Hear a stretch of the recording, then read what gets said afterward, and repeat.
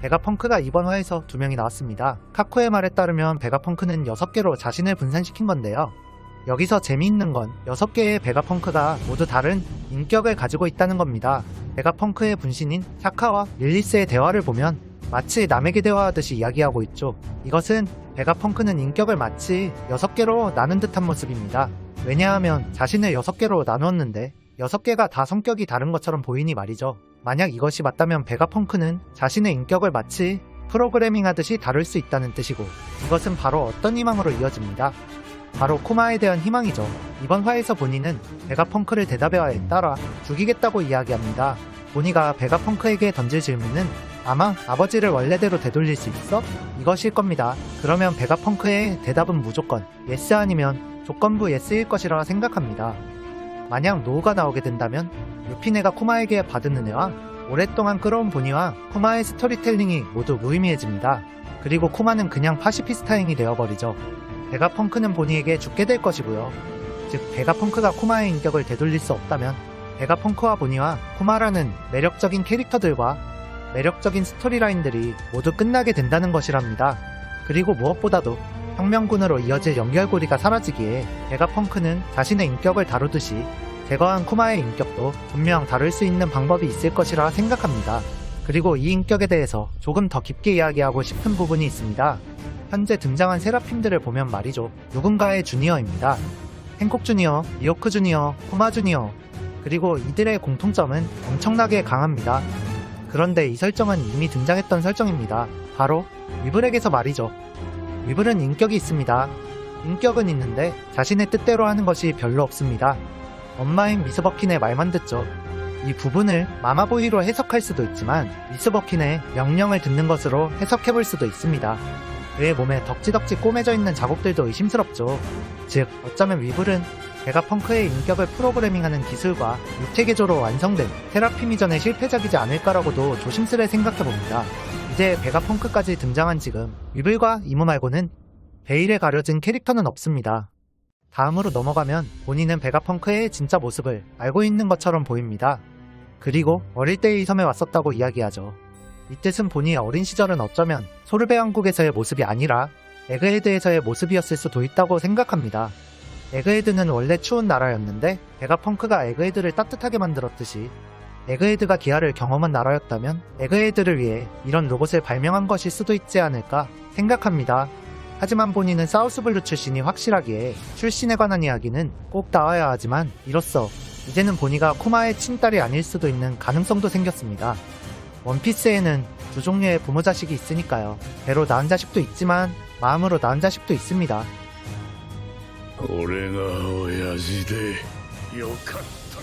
루피와 보니가 함께 행동하게 되고 보니가 베가펑크에게 다가가는 것을 보며 이제 베가펑크의 스토리는 코마로 이어질 것이 확실해져가는 것 같습니다. 그리고 그 코마의 이야기도 혁명군으로 이어질 확률이 더 높아진 것 같습니다. 왜냐하면 바로 로브르치 때문이죠. 해적과 해군이 대립하듯이 혁명군과 사이퍼폴 역시 대립하는 집단입니다. 그래서 항상 혁명군이 있는 곳엔 사이퍼폴이 있죠. 오다는 혁명군에 대하여 루피의 아빠를 수장으로 두고 루피의 형제를 인자로 두고 루피의 은인을 중요간부로 두고 언제 스토리에 나와도 이질감이 없을 정도로 스토리를 만들어 왔습니다. 그런데 사이퍼폴은 아니었어요. 혁명군에 대립하는 기관이라 치고는 크게 존재감도 없었죠. 세계 최고의 첩보기관이 와노쿠니에서 모두 버려졌습니다. 그런데 오다가 와노쿠니에서 CP0의 카드들을 모두 버린 이유는 결국 로브루치로 사이퍼폴의 존재감을 키우기 위함이었던 것 같습니다. 그리고 루치의 이 행보는 예상된 흐름이었다는 걸 어떤 대사 하나로 알 수 있었죠. 루피는 루치에게 거의 패배했었습니다. 그러다 마지막에서 루피는 루치의 어떤 대사 하나를 떠올리고 갑자기 눈이 돌아서 마지막 일격을 날립니다. 그 대사는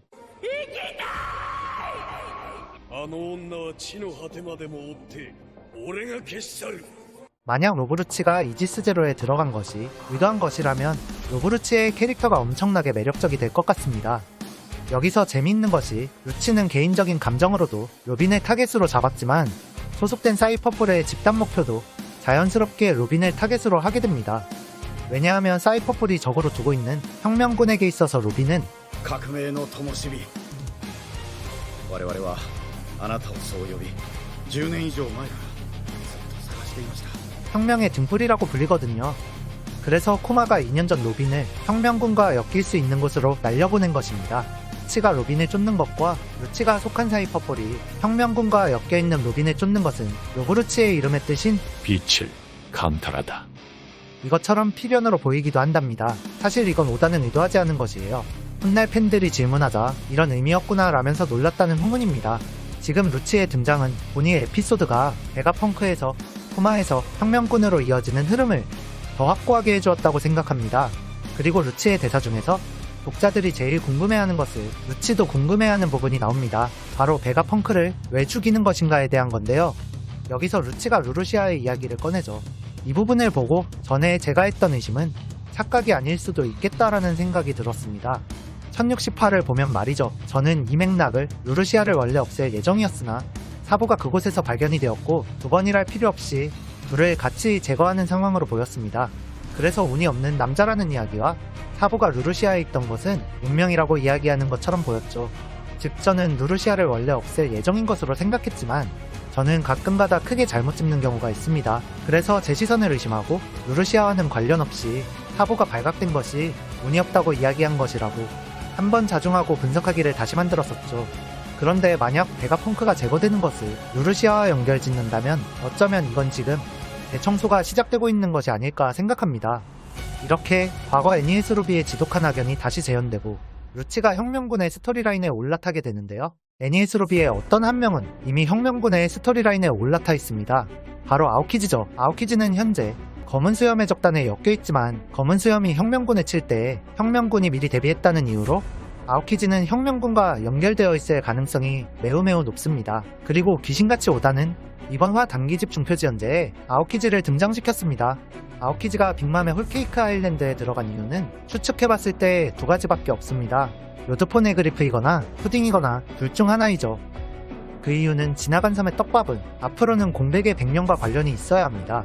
지나간 섬에서 굳이 새로운 떡밥을 만들 이유는 없기 때문이죠. 아오키즈는 푸딩을 노리고 있을 수 있습니다. 현재 아오키즈가 얼린 곳은 쇼콜라타운이며 쇼콜라타운은 푸딩이 카페를 운영하는 곳이기 때문이죠. 그런데 푸딩은 아직 개안을 하지 못했습니다. 그럼 푸딩을 노린다면 아오키즈는 푸딩을 개안시킬 방법을 알고 있는 것이 아닐까 싶지만 아오키즈가 노리는 것이 푸딩이 아닌 요드포네그리프라면 아오키즈는 화상 입은 남자가 될 확률이 높아집니다. 맥락상 키드가 말하는 화상 입은 남자는 포네그리프를 읽을 수 있는 사람을 지칭하는 것으로 보입니다.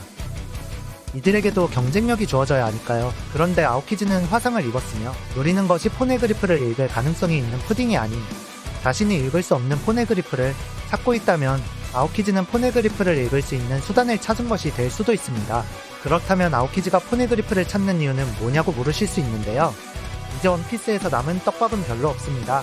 이제 여러분들도 원피스의 떡밥과 연구에 대하여 알만큼 아실 것이고 진짜와 가짜를 걸러내실 수도 있을 것이고 반복된 이야기들에 피로해졌을 수도 있다고 생각합니다. 이제 원피스는 떡밥과 연구의 시대는 지나고 일부의 낭만과 패기와 신념의 흐름에서 원피스를 보아야 할 때가 왔습니다.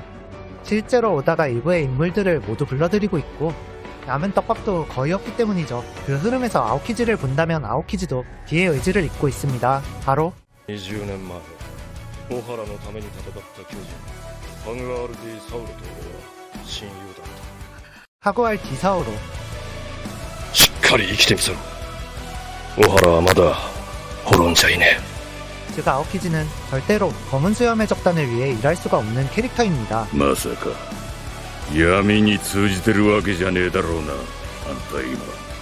俺は俺よスモーカーならいい。 애니에스 루비의 주역들이 움직이기 시작하며 그 중에서도 아오키즈까지 움직이기 시작했습니다.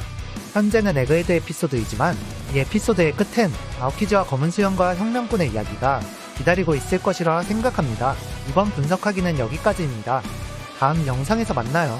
ただの功労者と何かを決断した男の